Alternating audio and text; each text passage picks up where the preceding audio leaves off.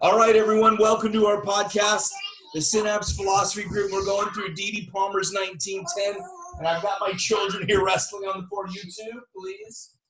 And we are on page 70, 74, Revolution, the top three paragraphs. I'm going to start. Chiropractic is destined to revolutionize the old school method of practice. Oh, here we go. Let me, Alan, can I make you our moderator just in case people come in? I'm going to make you the co-host. All right. There you go. I haven't done that in a while, but. Well, if you see someone come in, just let them in, okay? Okie doke. Okay, chiropractic is destined to revolutionize the old school method of practice, which has been in vogue 2,000 years. There have been and are today methods of treating diseases, each and every one built on the old-time notion that disease is an evil, an entity which must be driven out, made to vacate, and the system cleansed of impurities before health can be restored. That cancers, body and skin diseases are efforts on the part of nature to rout the enemy, and that inflammation and fever are purifiers. In September 1895, the first chiropractic adjustment was given for the first time. The spinous process was used as a lever. Although the way was being prepared, the principles of chiropractic were being unfolded. During the previous 9 years, Reverend Weed was my confidential friend in those days. To him, I gave all new developments. 2 years after the first adjustment was given, I came near being killed in Clinton Junction, Illinois. I then determined to teach the science and art to someone as fast as it was unfolded. Leroy Baker of Fulton, Illinois, was the first student. He was not a graduate as represented by the enveloper. If I had been snatched from earth life, it might have been a long time before the same combination of circumstances combined with the same makeup of an individual would evolve a science such as I saw in chiropractic. Therefore, I taught it as I learned. So he was learning as he was teaching, and thank God he got it out before a tragedy happened. You think about that. All right. What is that? Anybody have anything to share today? Are you, where are you? 74, Revolution, the first three paragraphs. Which book? 1910. 74. Thank you. And we're going to skip around a little bit. How's everybody feeling today? You know, I think about this. If something happened to him, right, that's why he's saying, I feel my own mortality. I've got to get this out before it's lost, right? And that makes me think of serving. I've got to show up, serve the people, because if I'm not there, who's going to do it? And it's one of the reasons I go out and teach now. We just booked, we're going to be at Parker, back at Life again. And hopefully we'll be at Sherman soon. The students are trying to get it there. So if we don't get this stuff out, we're one generation away from losing things. So this is our mission. Oh, there's Mason. All right. How do you guys feel today? I haven't heard from anybody. Well, I've heard chiropractors say repeatedly, if we don't get it out, we're going to lose this. We're not doing enough. And the way I respond is, for thousands of years, just like even longer than what DD said here, 2,000 years, people have been looking outside in. The healthcare system is just a symptom of a loss of the connection of above, down, inside out. This is just a symptom. There's nothing new about ADIO. It's just never been the practice in the majority of the world, which is fear-based, enemies, survival mode. So there is a revolution happening. More and more people are turning onto it. And with that, chiropractic is just logical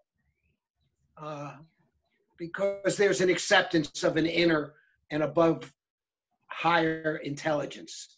I think that this is where the problem is that it's not just the health system we're talking about, chiropractic. We're talking about a fundamental dream that outside in, that outside in is the answer. You know, I think you're right on target. And I think people have just been taught not to have confidence in their body's own abilities. Right. Yeah. Including the medics. Yeah, great insight. Thank you. You know, he says 2,000 years. I'm sure it's longer than that. Of course it's longer than that. Why do you think Moses came around and you know, Buddha and all these guys? It's all, you know, if the kingdom of heaven is within, we have the harmony and bliss. Jesus even said, everything I can do, you can do better. The healing is already in us. You know, healing is our gift to be able to heal. But it's not, you know, when a lizard breaks off his tail to escape, he's going to heal his wound. Doesn't matter if he's a reptile, a bird, a monkey, or, you know, a chicken or a person, you know? So that's why technique, we need to be ourselves hooked up inside, above, down, inside out. We need to, as Gandhi said, be the peace, be the change. That's awesome. Yeah, exactly. I had one of my, I just did an interview for a new CA today, and that's what she said. Those are her words exactly. We need to be the peace to change the world. I'm doing her interview outside of all the other ones because she actually even put innate in one of her things that she was sent, you know, one of the things that, you know, qualifications. And I was like, wow, this girl's speaking my language. I got to call her in. I called her in early. You might be the one I hire. Awesome. Thank you, Stephen. Anything else? I didn't mean to cut you off. Anybody else? No, I mean, this is nothing new. A renaissance with Easy Riekman, Joe Felicia. They were talking about, you know, lending libraries with stuff like The Magical Child. Our educational system is also outside in. We don't believe that these kids have within them the natural desire to learn, which is bullshit. They do. But if we don't believe that they have a natural intelligence, then the way we're going to treat them educationally is cram information into them rather than truly allow their gift to be expressed, which is what we do when we're chiropractors. We're allowing innate to make the change it needs to do. So it's in our educational system, it's in our politics, it's in our religion, like God outside in. Let's talk about that, you know? So chiropractic is the practice of what we did before we ate the apple. I mean, we separated from God, and ever since we've been doing outside in. Yep. Mason, you had your hand up. Yeah. I was just reading Giants versus Pygmy, Green Book. And BJ said in one of the last chapters that innate and education do not go together. And when you try to find innate, when you're searching for innate, you're not going to find it. It's not going to come to you. So it has to come to you when you're not searching for it, you're not in the educational mindset, and you're just clear. And I just thought that was interesting that you said that Stephen Melrose. Yeah. He wrote, most of his volumes were about connecting with innate, Yeah. and things come from, there was a movie, Pi, and they were talking about whoever it was who, discovered displacement for the weight of boats. And he was working on this theory forever until he took a bath, took a break, and took his mind off of it. And, he came up with that theory. Archimedes, there we go. Thank you very much. It comes in our piece. Pasquale used to say the adjustment comes in the pause. It's not when we're thinking, it's not when we're trying, it's the pause.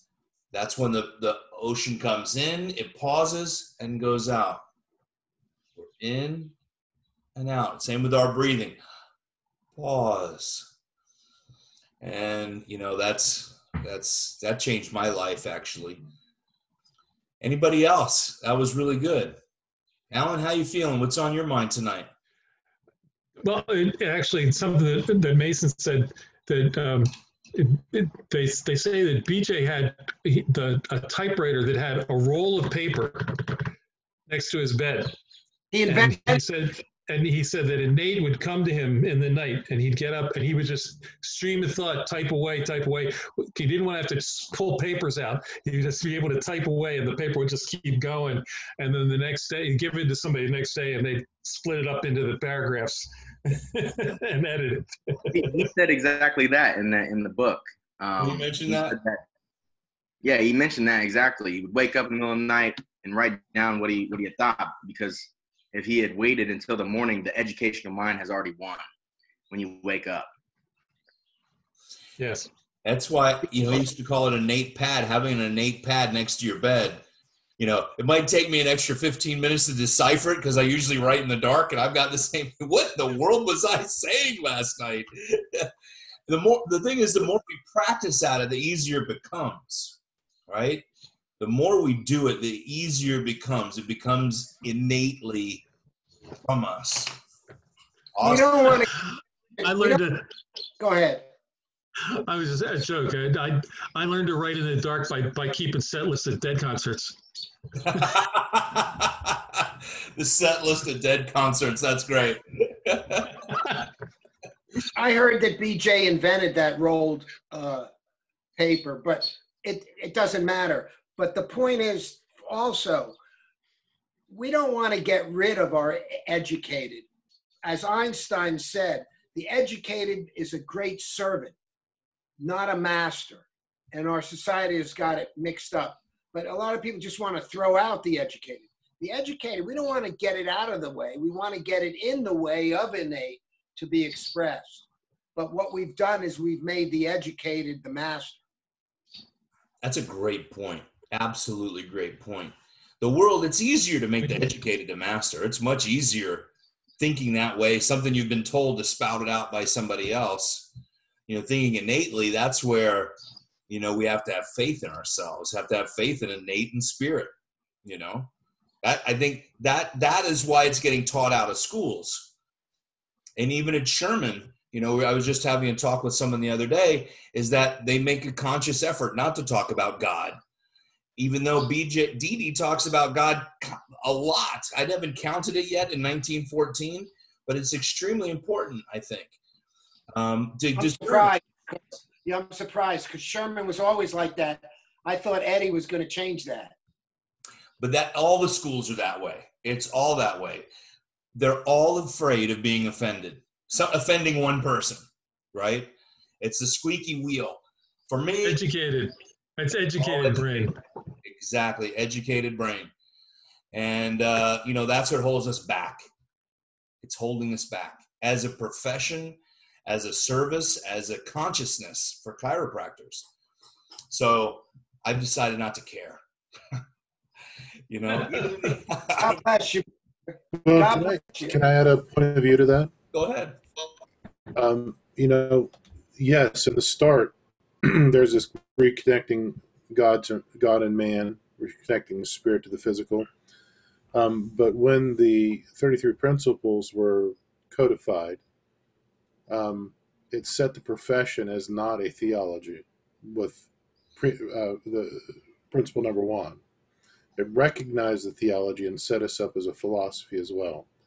So I think that's a defining moment when we said we're not a theology anymore, we're a philosophy, science, and art. We were never a theology, nor did he ever say it. He said we are absolutely not a religion. And we've discussed it, multiple times. We've gone through, especially 1914, is where we are honoring this system as if is our religious duty. And we are honoring this system we call spirit, God, the great creator, whatever it is right for you in your spiritual consciousness. Not that it is based on any religion whatsoever, but caring for people as if it was our religious duty. And that is setting us up in service. And people haven't really read that paragraph proper or that chapter properly, but we've discussed it ad nauseum in our podcast, and it's really excellent. And I believe if everyone really got reading that first chapter of 1914, the Chiropractor, then there would be less controversy because it lays it out very, very simply for us. And I realize not being theologians is what some people would want. The reality is we are working with a spiritual consciousness, and we are dumb it down with innate. In reality, they said innate we're going to use instead of spirit, and we're going to use universal instead of God because people aren't ready. Every other profession in the entire, my dentist uses the term innate and spirit. So when are people going to be ready? The chiropractor especially. I say right fucking now. Pardon me. Because you know what? If not now, never. What's that? This was 1927 was the Stevensons. Right. Got copyrighted. But in 1949, right in here, we have the bigness of health. We have George Shears, the uncle of Bill Bahan, talking about how chiropractic is neither religion nor science, but it's the blending of one through the other. It's the expression of one through the other. Now, do you think we can have really as chiropractic without the philosophy of spirit? Or would it be more therapeutic that way? You take away that, you take away the guts. Yeah, okay, I agree with you. Because what I feel of giving somebody the confidence, the name of that book, The Bigness of the Fella Within, just the title just lays it out for you. You've got that spiritual center running the show, digesting your food, growing your toenails, all that stuff is a spirit within you. And that is from universal intelligence, which is also God. What is that? I can't read it, but. Can I read a paragraph by this guy, George Shears? Go ahead. Since the birth of the GPC principle, that's God, patient, chiropractor. Yep. We have been accused of trying to make a religion out of chiropractic. Our critics claim that chiropractic is a science and should be kept strictly in that field. It's long been my personal belief that it's neither one, but actually is a long-sought missing link between the two, yet is distinct and separate from both and necessary to both. For centuries, science has been on one side, blah, blah, blah. So, George was feeling what we're talking about. George Shears. Yeah. I felt, I finally, it took me a long time to get there. I mean, I read a lot. I was all my chiropractic philosophy, and I had my Judaism was over here and chiropractic was over here. And then I suddenly realized that my spirituality was all blended together. And I don't call what I did in the office Judaism, and I don't call my chiropractic Judaism chiropractic, but the spirituality that's involved in chiropractic, the universal intelligence and innate intelligence, the spirit We know there's an intelligence in the universe. It's manifest by the organization. The fact that the desk that I'm sitting at is wood and it still looks like wood, even though the tree is dead, is being maintained in its integrity by the intelligence that's still there, even though it can't. The innate intelligence that was in the tree is gone. It can't adapt anymore. But you look at trees that are again on the coast, and they all lean towards one side. They've adapted to be able to accept the wind. There's stuff now where they're talking about how trees communicate with each other, and mother trees nurse and give information to the saplings around them. And there's a connection that we have between us, and when a patient, practice member or patient or somebody is on the table in front of us, there is something there that's beyond the physical. I'm very clear on that. I can sense it. You have to learn to allow yourself to sense it. You learn first in school the physical, how to move the bone, but then you have to learn to be able to be willing to accept that there's another connection available.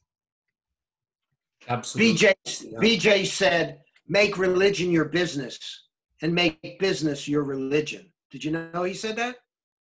What does that mean? I think it was on the wall at school. That's beautiful. Yeah, it's on the wall at school. I've read that epigram. What does that mean, making religion your business?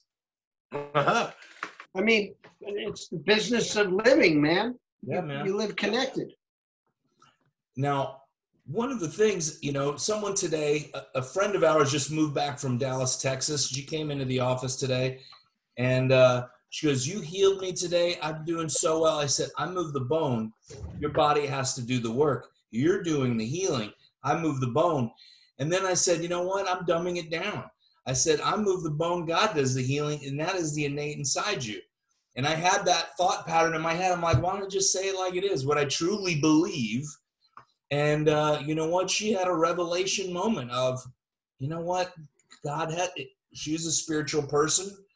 And she's like, it doesn't leave us. I've never been abandoned of the ability to heal. And what did that do? That brings her more confidence.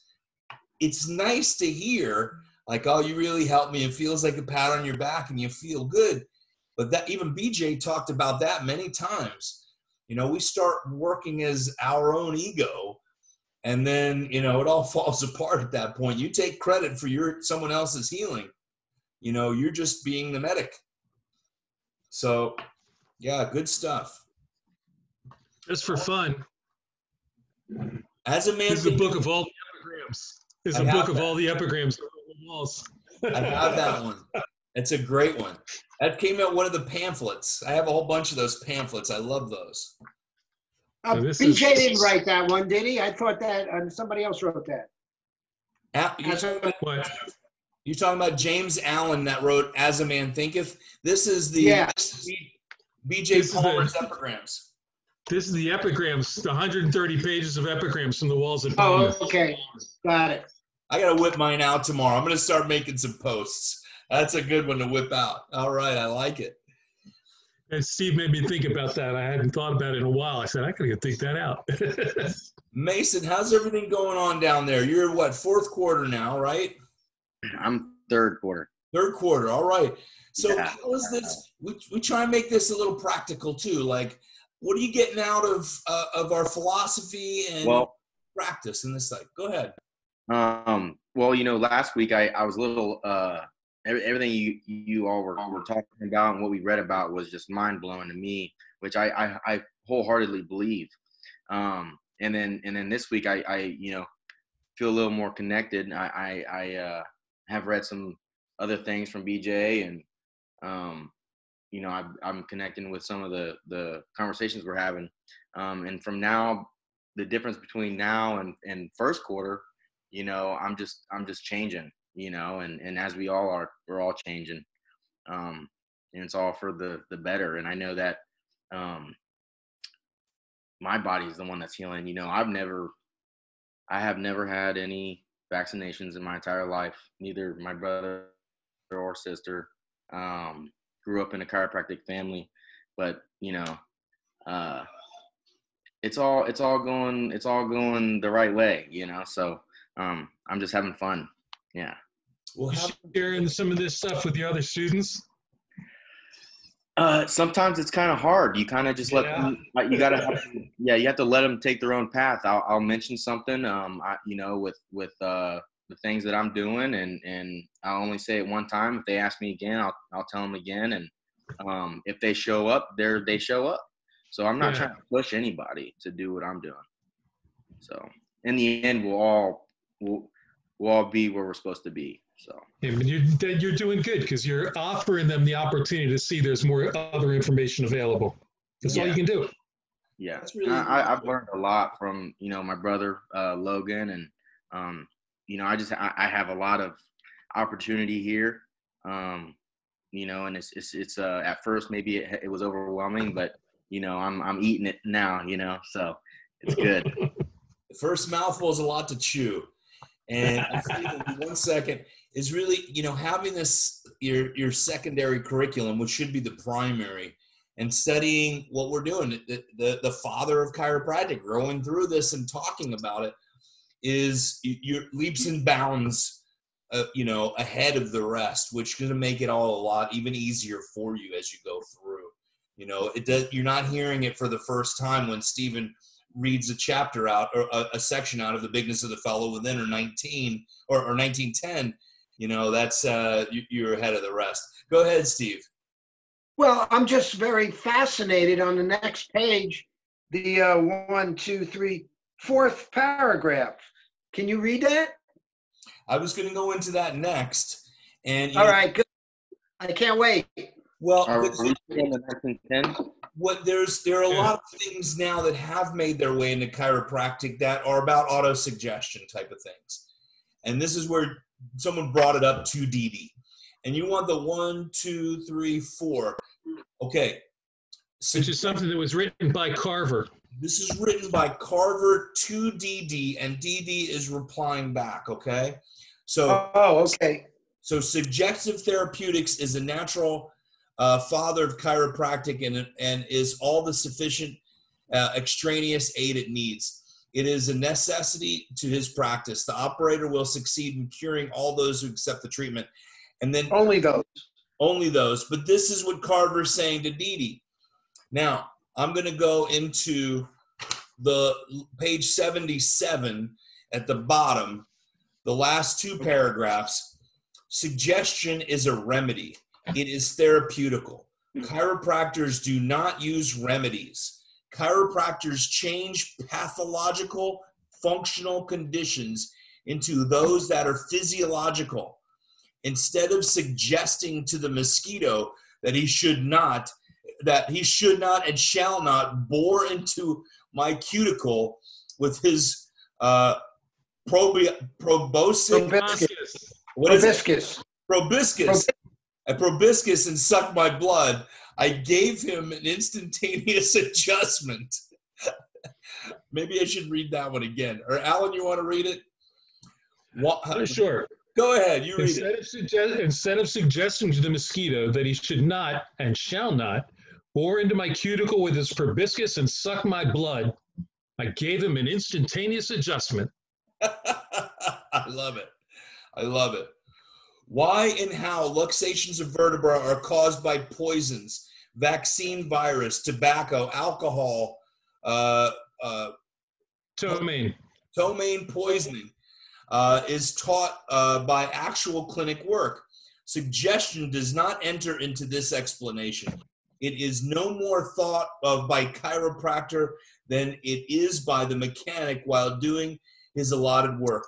Practitioners need to learn how, why, and where, and when to adjust. BJ also mentions that, and I have that on an audio from a lyceum. They were trying to bring it in again. Once they're dead, they can't come into our practice, and we call it all sorts of things. And it has been. I'm not sure that suggestion is necessarily therapeutical. When we're doing the philosophy, when we're living the philosophy, there is something going on. I don't know what to call it other than suggestion. Maybe there's another word, but we're talking about a resonance. We're talking about a resonance. Innate connection, you're communicating. But if I'm saying heal your liver or No. your relationships, and my No. simple brained educated is saying that because I think that's what you need, that's against our philosophy, if anything. Oh, for sure. But what about if you say, I move the bone and your body and the intelligence within is going to take care of whatever needs to be taken care of? That is a mental suggestion. Yep. And it's powerful. And I think it is chiropractic. It's just not therapeutic when I say it like that. I would agree. Yeah. Now, what about clear and hollow vessel? You're delivering the adjustment and you're allowing spirit to do the job. What a beautiful thing to do. Completely out of the way. And every person adapts differently. You know, we talk later about, you know, constructive and destructive survival values. You know, you can talk about he talks later on in here in this section here, in this argument that he has with Carver about positive and negative autosuggestion. Right. So that you can create a positive thought that's going to enhance. I don't know if you can enhance an adjustment. So that's not the word I want. You can create a positive thought or help the patient create a positive thought, plant a positive thought. They can accept it or not accept it. Or you can plant a negative thought, you know, and many people live with those negative thoughts, and we can see the destructive value of them. You know, people live on the positive side or the negative side, and you see that all the time. You know, how many things, I use my mother as an example. I always say she didn't sign a HIPAA agreement. But if her sciatic pain got so bad and I got therapeutic on her, I was trying to get rid of her sciatic pain. But her kidney was growing, actually. It was a shriveled up prune, they said, and it grew to 8 centimeters and functioning at almost 80 years old. And we didn't realize that till she went to the urologist. And if I, in my simpleton brain of an educated mind, learned from another man and woman since conception, says heal her sciatic pain, God forbid it would go away and she's not getting adjusted, and we interrupt the healing of her kidney. We don't know what Innate has really planned for this body. I don't know what's going on in your body when I toggle your atlas, Mason. I'm going to step away and say, your body is far smarter than anything that I could say you should heal right now. And I think that's where chiropractic is getting lost, because we're becoming therapists. I hear straight chiropractors talking therapy. And they don't realize it because they're not using therapeutic terms, but they're using chiropractic terms. Okay, I want to get back to, though, the mental aspect of what we do, because I'm now no longer taking x-rays, and I'm seeing people on my porch. And some of them I don't have their listings, because I practice mostly by listings from the x-ray. Doesn't matter. So what's going on is some communication. Now, I don't know whether to call it suggestive therapy or science of mind or Christian Science, but it's in play and it's huge. And I think it's bigger than my technique. BJ says that innate power is far greater than innate matter. Woo!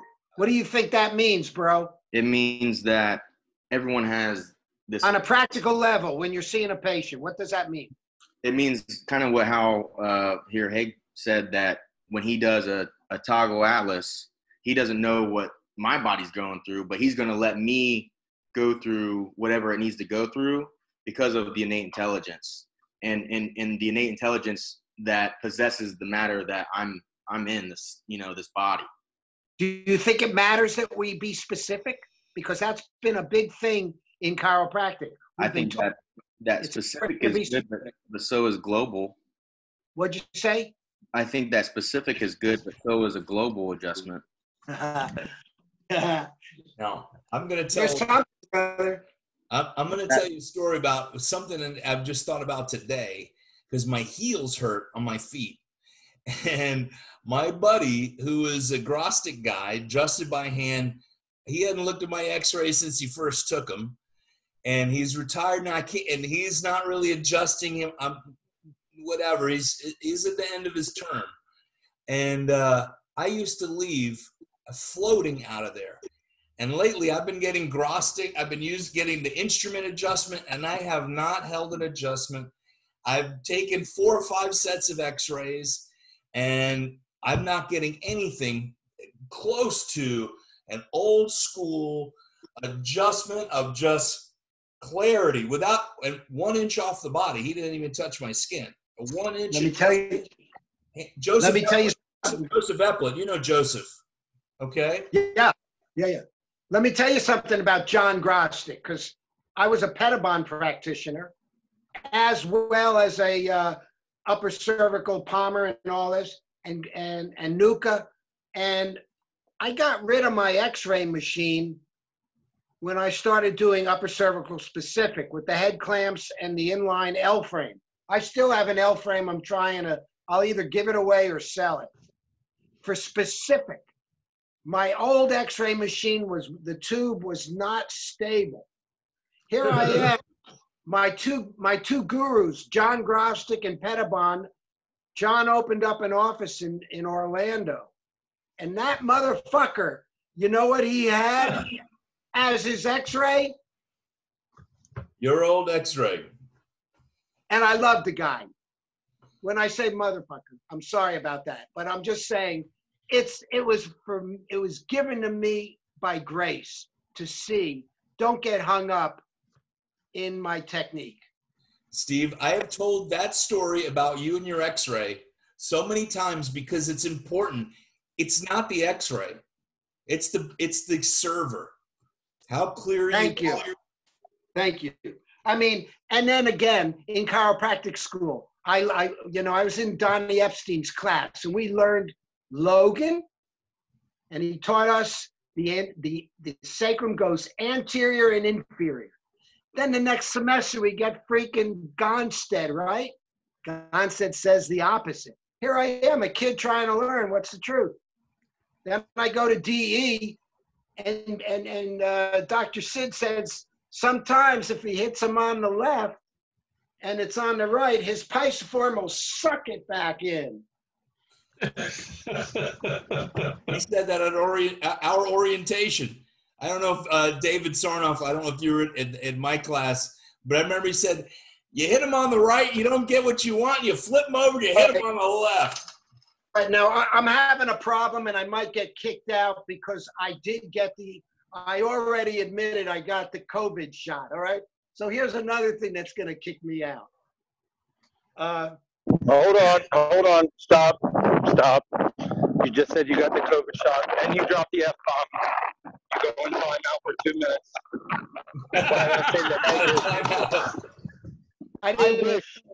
I wish that I understood what Dr. Sid was saying in orientation, because I didn't hear him. I knew that he was there, and he used to speak at every assembly and stuff like that. But I didn't get what he was saying until years later, John. You know what I mean? I know, but I remembered it. It came back. What Pasquale used to say, you've been zapped. And that was one of those zap moments for me. It really is it's not what we see on the X-ray. Any Gonstetter will tell you can't find a subluxation on X-ray because you can't see a nerve component. You could give you a lead towards finding the pathway to a subluxation, but a subluxation has a component. But Gonstead had listings. But Gonstead had listings. With a listing, yeah. But which, if it has a nerve component, that's a spiritual component. Because what I tell people, your nerve system is God's internet. If I'm getting a communication, I'm getting a subluxation, that's your innate telling me to adjust you there. I didn't hear what Sarnoff said when I said I got the shot. I didn't know, but you're on a 2-minute timeout. He told you you're on a 2-minute timeout. Because you dropped the F-bomb and you got the adjustment, the shot, so you got to sit out for 2 minutes. We have ladies here, please. The penalty box. Okay. Well, ladies and gentlemen, this has been a very good discussion. It's exactly what we want to have, is open forum and discussion. And we don't condemn anybody for their ideals and what they're doing. We allow everyone to have their piece, okay? This is what we're here for. We're open discussion. It's all about actually, and I want to thank you, Dave, because I don't want to admit what I was going to say next. Okay. Maybe next week. Maybe next week if I grow bigger balls. All right, decorum, everyone. Hey, I really appreciate you, every single one of you. I learned from this, and I hope you do too. We'll be next Tuesday, okay? Announcements, August 28th, we're at Parker, and August 7th, we're at Life University again too. So, what I like to do maybe is get our little forum and have like a couple of minutes with some students too, with the full group or something.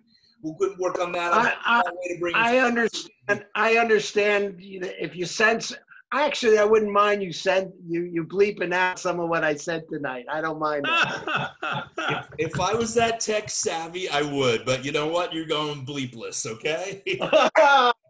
That's right. You're going full frontal. Oh, well. I love and appreciate you. God bless you, and I appreciate you. God bless Chiropractic, everybody. Thank you very much. I'll see you next Tuesday. Thank you. Thank you. Love you guys. Have a good day. Love you too. Good to see you, Maura. Good to see you as well. I just broke my fast not too long ago, so I'm just listening while I'm eating. Awesome. No worries, okay? See you later. Invite more people next time. We'll have a good forum. Bye, guys. Of course. Bye-bye. See ya.